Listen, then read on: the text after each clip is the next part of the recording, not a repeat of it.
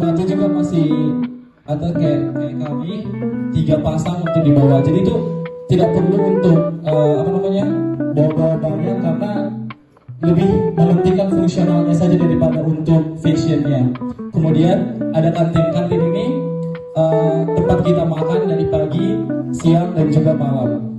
Di sini waktunya itu kita diwajibkan makan, kita tidak boleh tidak makan di sana. Jadi kalau misalnya teman-teman sekalian atau adik-adik sekalian sakit di sana, nanti kan ada teman kamar nih yang bakal bawain bontot kalian. Nah, itulah salah satu tingkat kepedulian kita yang namanya itu Marroha dan juga Barbiso.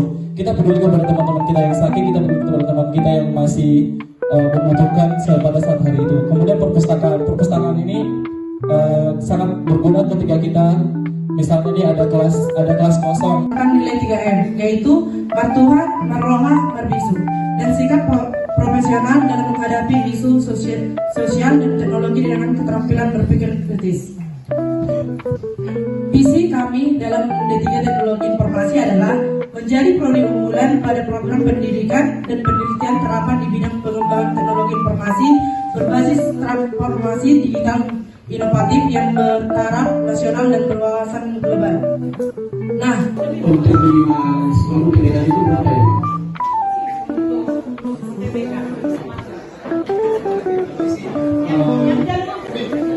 Perkenalkan, nama saya Anton Maulu dari kelas 12 1. Saya ingin bertanya ke khusus badan SMA dari Prodi S1 Manajemen Rekayasa.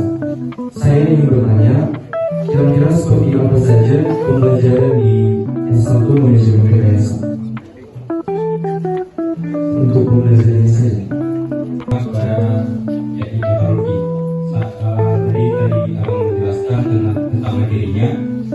Yang dapat saya tangkap yaitu teknik teknologi adalah teknik atau suatu jurusan yang mengolah bahan mentah dari hasil pengembangan keminyakan yang diolah menjadi bahan materi atau bahan jadi. Saya ingin tahu bagaimana proses mengubah bahan logam-logam mentah itu menjadi logam yang dari atau bisa diperjualbelikan.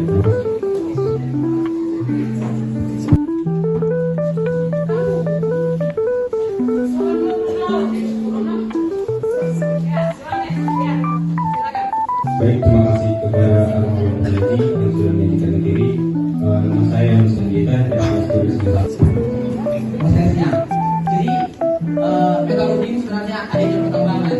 Setelah ditambang, para anak tambang akan memberikan hasil tambang itu ke metodologi. Jadi kan tambang itu kan masih biji besi, biji tembaga, nikel seperti itu. Nah itu akan diolah. Pengolahan dalam metalurgi ini ada 3, hidrometalurgi, hidrometalurgi, dan elektrometalurgi. Jadi yang paling dikembangkan di ITB itu ada 2, hidro dan hidrometalurgi. Arti hidrometalurgi, hidro itu artinya api. Jadi hidrometalurgi itu mengolah biji-biji itu dengan suhu yang tinggi. Biasanya itu akan di-smelting atau smeltingkan tungku.